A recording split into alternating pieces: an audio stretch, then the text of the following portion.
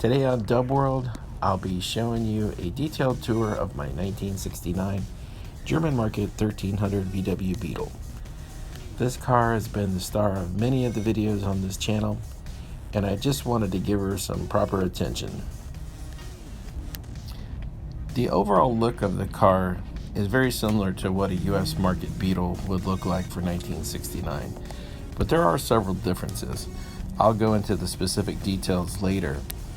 But I wanted to let you know one thing that really stands out with this car is that it has a swing axle transmission, which, as you know, in the US market, the swing axle ended in 1968. This car does not have a rear window defogger either. The car is pretty original, has been repainted once, and has had some mismatch touch-ups, as you can see here, in the past. These are H4 headlights, and of course you can put H4 headlights in your American Beetle. The only difference is this is a complete assembly, just like an early Beetle would be. You see a screw here and a screw here. Those are adjustment screws to actually adjust the headlight. A US Beetle has screws underneath the ring in a retainer. So in order to remove this headlight assembly, just take out this screw, the whole thing comes out just like an early model Beetle. The exterior of this car is not much different than a US market Beetle.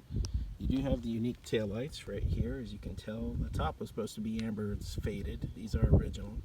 The bottom has no reverse light lens. As you can see, it's completely red, and that is factory. This car has no reverse lights from the factory.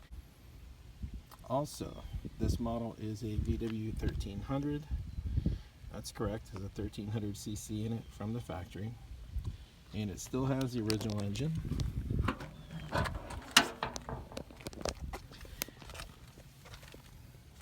I sent off to Volkswagen for the birth certificate, included the engine number, and they confirmed that is the original engine.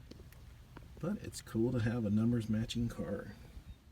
Now let's take a look inside the trunk. As you can see, everything works as it should. And now look at this. We have the original cardboard liner and wiring cover that are in great shape. Hood is really clean. Doesn't appear to be any prior damage. Looking down into the spare tire wheel well, it's in really good shape in here. It has been repainted in here, and I'm not exactly sure what they did. There is a spot here that looks like they welded a piece of metal into, which I have no idea why, other than possibly to reinforce it, because again, I don't see any damage. There's original paint around the lock, and everything else appears to be original from gas tank back. Now you can see here without the liner, it's super clean in there, there's no damage. That is original paint there in the back. Was undercoated, and when I pop this cover off, you can see how nice and clean the wiring is, and even behind the dash, other than a little dirt, it's very clean back there. It's rare to find a car that hasn't been all hacked up, and this is one of the few that are out there. The spare tire has the original windshield washer bottle attached and still has the factory attachment pins. These are hard to come by. Now we'll move to the inside. This car still has the original door panels. The seats have been recovered.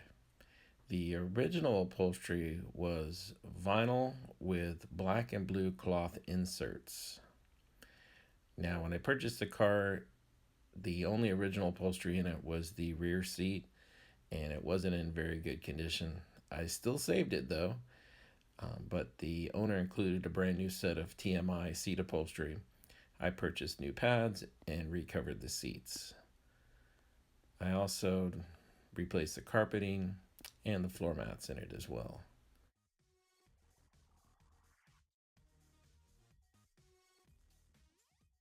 What makes this Beetle really unique is the metal dashboard.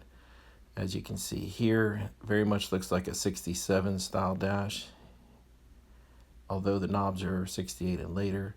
It's got this thin chrome molding on the dash, which is different than the early model cars. And you also notice it has the shift pattern embossed on the ashtray. If you look at the headliner of the car, it's still original. And the front portion of it's in pretty good shape. When you move to the back, it definitely needs some work. As you can see here, it's pretty dry and crusty. But overall, not bad for 52 years. Heater channels are super solid on the car, as you can see here. Everything's really nice and clean. The gas pull under here, it's not broken. See under the dash, it's in really great condition under here. Fuses. She runs pretty well. Usually fires right up.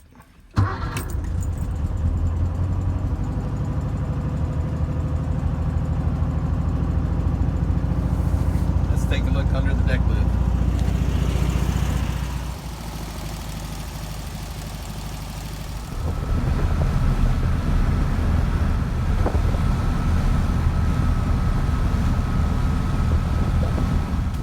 If you're planning on attending the Florida Bug Jam show on Sunday, November 8th, 2020, please stop by and say hello. This car's name is Bailey and she's turning 52 on that day.